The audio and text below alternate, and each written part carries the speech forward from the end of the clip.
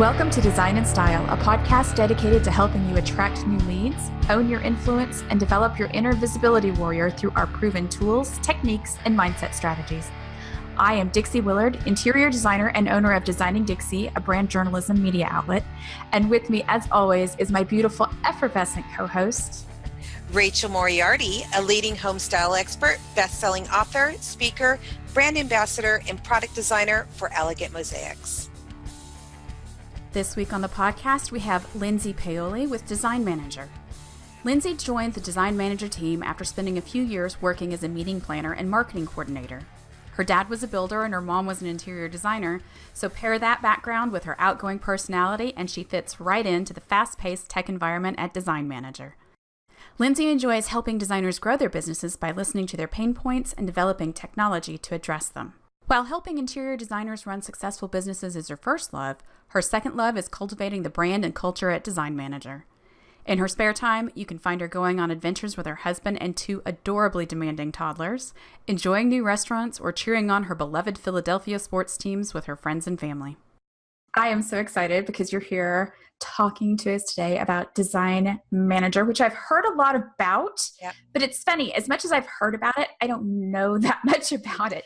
Can you give us just a quick rundown of what all it can do? Yeah, absolutely. So it's a big software, of course, and we've been around for a long time. So we've been around for 34 years. So a lot of people have, used our software for long periods of time, and then we have new people coming on all the time. But to make a long story short, project management and accounting software just for interior designers. So we don't do any other business. It's completely niche to interior designers, which we love. We love working with interior designers. We love being focused on that. And we love the integration too. So some other, software out there, even like your generic QuickBooks and things like that, just aren't in tune to interior designers. And that is where we really like to win. We have reports that speak directly to them, that speak directly to their clients, and we've gotten these suggestions over years and years and years. So what you do with Design Manager is you take your products, you take your time, everything that you're working on in a project, and you stick it in Design Manager, because that's the place, that's a centralized place where everybody on your team can see everything. So you're managing that back end process through Design Manager piece by piece. So proposal, purchase order, invoice, and then, even the accounting part of reconciling your checkbook and your credit cards and everything like that. So it's really a complete solution, which is, again, another differentiator a little bit for us, because it's all in one package. So since it is so well-rounded, when do you recommend, in what phase of a business's life do you recommend that they take on something like Design Manager? That's actually a great question. So we actually say that the solopreneurs, they can actually use something that is geared specifically towards them. Whereas once you start to get into a 2, 3, 4 person range in your company, and you start to really feel the constraints of like a QuickBooks type of program, that's the perfect time to come over to Design Manager. We have, specific features built in for that volume, that everyday, growth. So if you're really looking to grow that business, and looking to the future, that's when we say to come to Design Manager. Awesome. Now, what about, so I'm assuming if somebody has already had their firm, they're growing, they're adding new people, they've already had an accounting software. A lot of times it's something like QuickBooks. Is it easy to integrate that into Design Manager to pull all the information in and the chart of accounts and all of that stuff? It is easy to do that sort of thing, like the chart of accounts, the categories, maybe of sales categories, obviously clients, vendor lists, all that information. As far as the actual transactions, we don't bring those over, but everything else, like opening balances, all of your account balances and everything will match exactly that at the end of the day. But we do say to kind of finish out some of the detail in the old system. And a lot of the times, unfortunately, what we found is the old system isn't very accurate anymore either. So to be perfectly honest, it is kind of nice when people come over and they're like, you know what? the reason I'm coming is because this isn't really working anymore. So we don't really mind a whole bunch of that. So we just try to help them as much as possible, and get them going in the right direction as much as possible. Do you have people to help set that up, or? We do. We have a support team, and we have these great self-help options too. We have webinars every other week, and then we record those and we put them on our YouTube page, and none of that's gated or anything. It is out there, and we have, I think, about 180, 190 videos out there to really learn the software. We have everything. We have something ranging from 2 minutes to 20 minutes to 45 minutes. Some of the ones we've even done are like an hour and a half, but we like to break down those pieces, those topics into, shorter topics so that, you can watch whatever you want at the time. So pick up something real quick over lunch or something. Right, exactly. Or if you really want to know the whole history behind a purchase order, then we have that too. For those of you who care. That's awesome, though. I kind of love that. I'm actually going to subscribe to your YouTube channel. Please do. To be honest. It was a little bit of a best kept secret there for a while as we were building it up, but we've probably been doing it now for about 5 years, so it's nice. Wow, that's a lot. Mm-hmm. That's a pretty big body of work there. Yeah.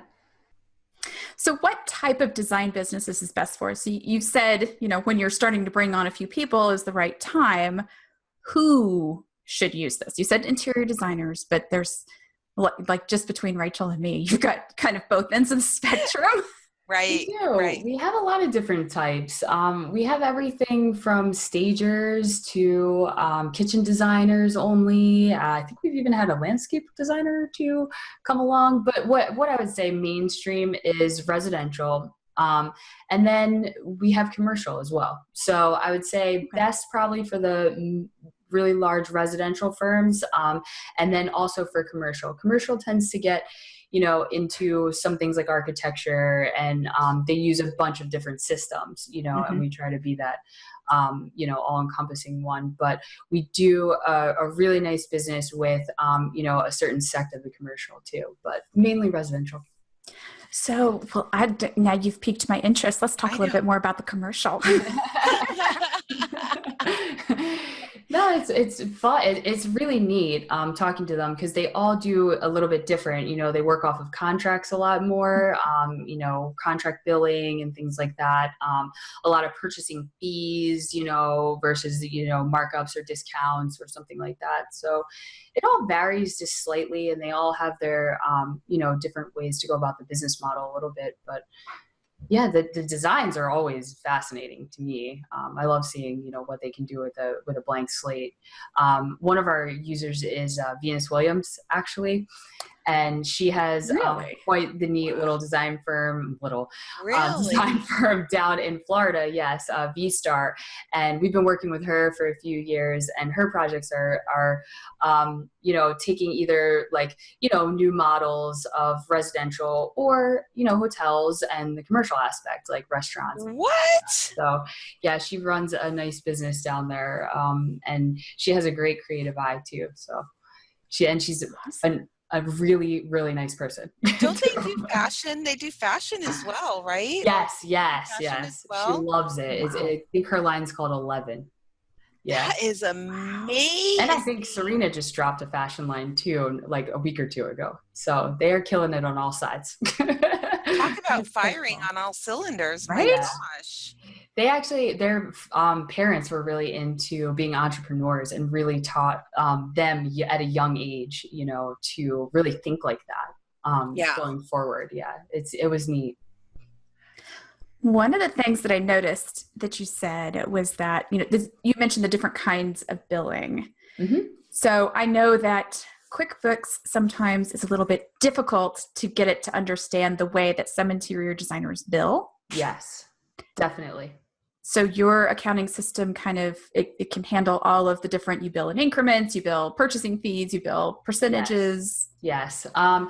Ours is a lot more flexible in that regard. And really why we came about is because QuickBooks, it just doesn't cut it for a regular interior design firm. And it becomes cumbersome because you have tons of items that you're working with, tons and tons of items, and it becomes really cumbersome really fast. But the deposits and the retainers was the main reason why designers really struggle with QuickBooks. And the way that you put them into our software, A, it's very easy, B, it's streamlined, and C, we have the right reports that can show you all the breakdowns that the designers really need. The tracking behind those deposits, because this amount of money from that check went to this item, this amount of money from that check went to the freight, this amount of money from that check went to this part of it, and QuickBooks just doesn't get down to that level. So we've always done that really well. And retainers is a big thing, that comes and goes in popularity, of course, and it comes and goes, I guess, in the scope of the project as well, how big it is. Just give me that $100,000 right now and I'll work on your design project. Well, putting that in and having it all allocate properly, that's what we're good at. I love that you do that. Yeah, so like general ledgers and stuff like that's amazing. All the unsexy parts of design. Right? We got all those bases covered. And anything you could do to make the unsexy parts work just a little bit better is amazing. Because if you have to do it, but it's unsexy when you really can't see what is what. Like that's when it's unsexy. It's kind of sexy when it's broken down. Yes. Absolutely that. For the designer and for the client. Yeah. Both. Because it makes the designer's life even easier when the client just understands the report that they get. Yeah. Because we've had that, through the years, I've talked to tons of designers that are, constantly messing with the look and the format and things like that. And I think that's what really is one of the benefits of using a software package in general, is that all that's standardized. Yes. You don't have to be messing with those fonts and the format and the layout and things like that. That's what you're buying when you buy the software package, is a standardized way and a flow of how to run your business and how to do it, in an efficient way. Oh, it sounded kind of sexy to me. I thought so. 11 years of this, I'm trying. I know how to make accounting sexy. Right? It keeps me up at night. Oh my gosh. Well, I don't know if you know, but I used to be a private banker. So there are parts of me that does geek out on this stuff. Right. Between Rachel being the banker and me having all of those business classes. Yeah. We do kind of enjoy that part. Yeah, we do. We do. You said you have stagers. So do you have an inventory component that they use? We do. Yes. We've had an inventory component for quite some time now. It came about because designers love to go to market, love to purchase, and bring it all back and then fit it into designs later, and projects later on. Yes. So it came about organically, like most things in our software. So do we tout it as an inventory management system? We don't, but it is something that lots of our designers use. Probably like 20 to 30% of them use it in some way, and even use it to run storefronts too. So we have a point of sale component to it. I was just gonna say. And that just really makes it like you are working in only one software every day, which is really nice for them. So although, we may not have the freedom to only program, inventory software, because we have to, the main focus is the project management and accounting. It does well for a lot of designers. So they do like that aspect of it. Paoli. I know. Dixie and I are like, I need to grow my firm. Yeah. Mm-hmm. Yeah. I don't necessarily want to, but this is making me think about it. Options. It's funny. It goes along with the economy a lot of the times. In 2008, a lot of people closed their stores, no inventory. Then, come now, I mean, we've seen it be more popular than ever recently, online stores, things like that. We don't necessarily have like a shopping cart component to it, but it's not hard to attach to one either. So, it works for a lot of our designers. Well, and for Wow. me, coming out of my first job out of school was at an architecture firm. Okay. Doing almost exclusively commercial. And so I love all of the different aspects that you brought up that hit on commercial, because I do residential, but my basic learning, everything that I started off with is the commercial. So it sounds like it would be something that'd be great. I don't think I'm quite big enough yet, but to be able to use all of the way my brain works. Yes. And just plug it in is really cool. I love that it does that. And going along with that, with the architecture component, really in the last few years, that component, along with like the shift, I think, with the billing to more about a time billing basis, more than like marking up product and things like that, we've actually really been focused on honing in on our time billing system. So the start-stop timer, the really easy way where we have architecture firms using it is that we have this really nice Excel import.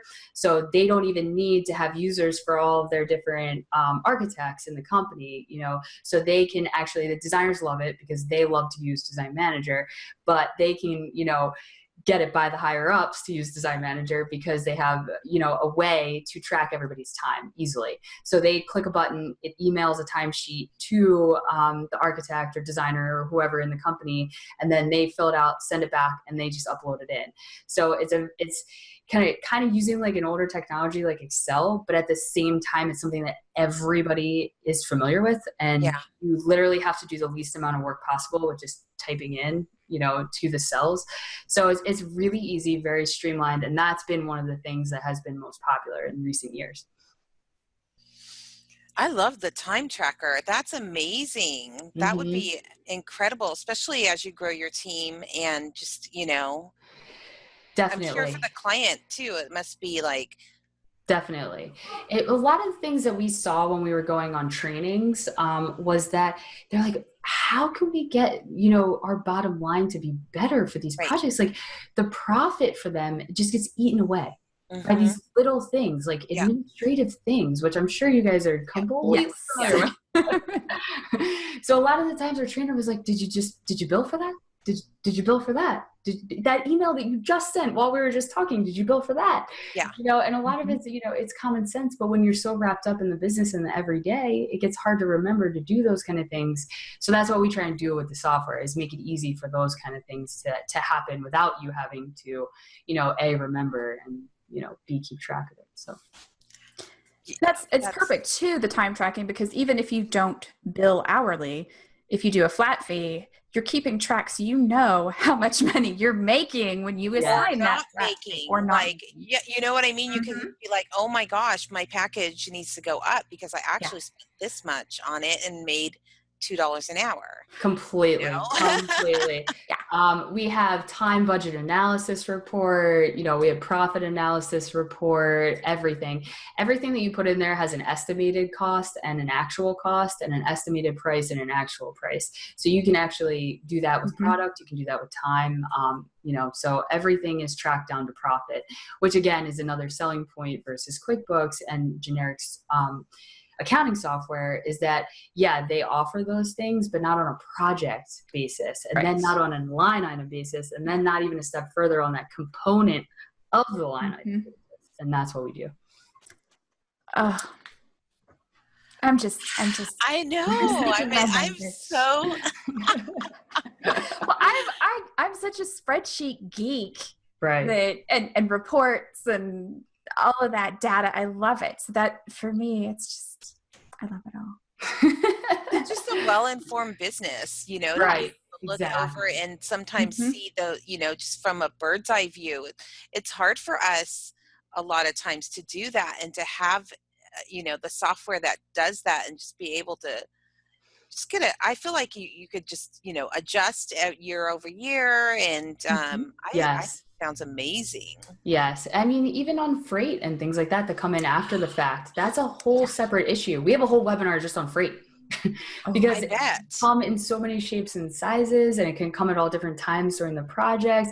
And again, you don't want to lose money on something like that. You don't want to get hit with this freight bill that you weren't expecting. So We hear Absolutely. designers say that all the All time. the And time. the smaller your business is, of an unexpected large freight bill could take you down, Yes. Yes.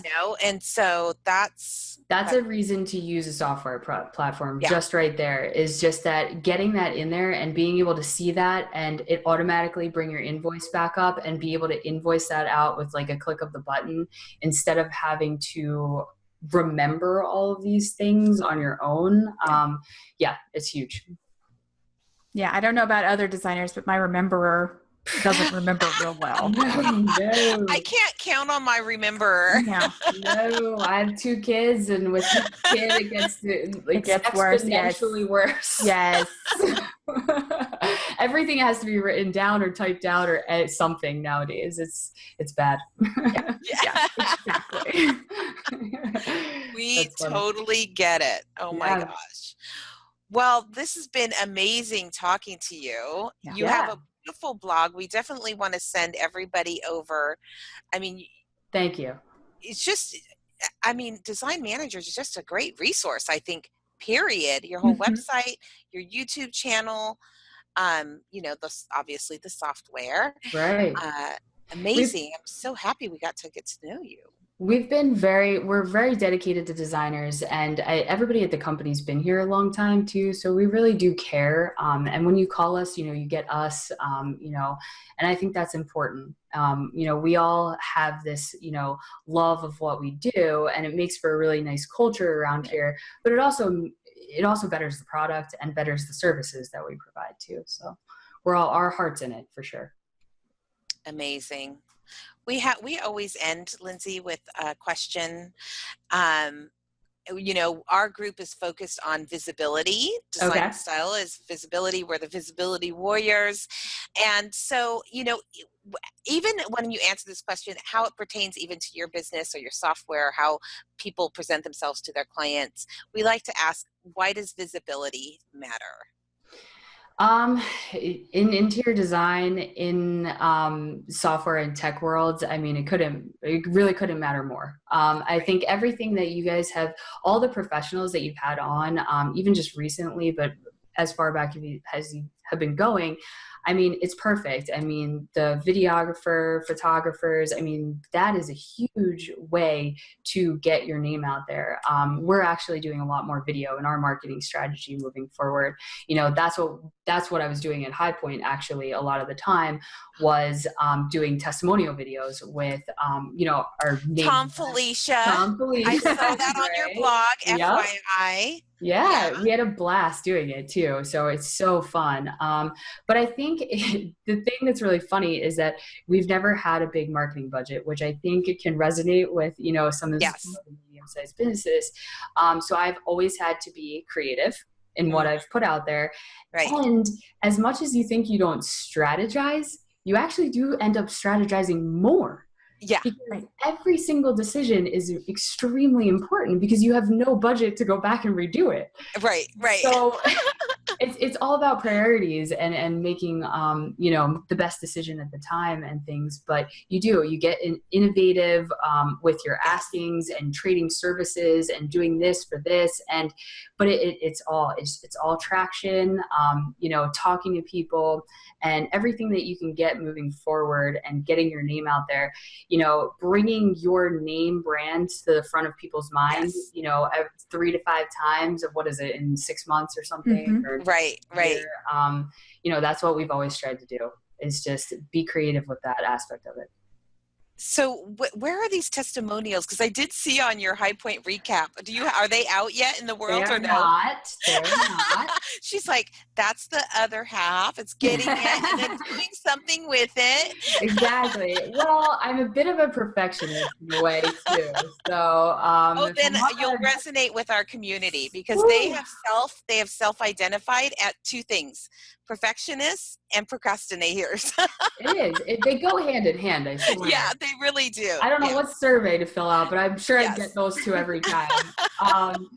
We're trying to edit them in the best possible way and trying to build a nice, not like a micro site, but just like a really nice page, like a success page. So that's taking a little bit of time to build, but it should be out soon. So fun. I know I saw that part because if anybody go to the High Point recap, you'll Yeah. see she mentioned us in our morning show, but it was fun for me to see how you laid that out because we haven't done a High Point. We need to do one. It's hard. I know, but it was so good. And then I loved that you showed that you were recording the video testimonials. That was really awesome. Yeah, I love getting out there. I love meeting our clients. You know, some of them have only been via phone, email, things like that for years. I mean, 10 years at this point. Yeah. So getting out there and meeting them in person and, you know, they just open up. David Charette, I mean, he was from Brita Charette. I mean, I just had never like had that, you know, personal conversation with him, and it was just amazing. Oh, I can't wait. You got to get these edited and out. I know. Tell me and about let us know when they're out. We'll share them in the group. Oh, that'd be so nice. We would love that. We would love that. It'll be fun. Thank you. Well, thank you, Lindsay. Thank you for spending your time with us. And we really have enjoyed getting to know you and hope we get to talk more. I think I really won the lottery on that, you know, High Point, Nick May, you know, podcast situation. Because I for sure got the best host out of the whole thing. You ladies are just phenomenal. So it's been awesome. Thank you so much. Thanks, Lindsay. Thank you. Bye. Sometimes when it comes to visibility, it's hard to know where to start, how to start, what's truly important. Maybe you've already started, but instead of getting anywhere, you just feel lost and confused. Maybe you see others making great strides, but it seems like you're getting left behind. Or maybe your once successful visibility efforts just aren't getting you the attention they used to, thanks to new technology and an ever-changing industry. It's time for a change. It's time to take control, to stand up for yourself and your business.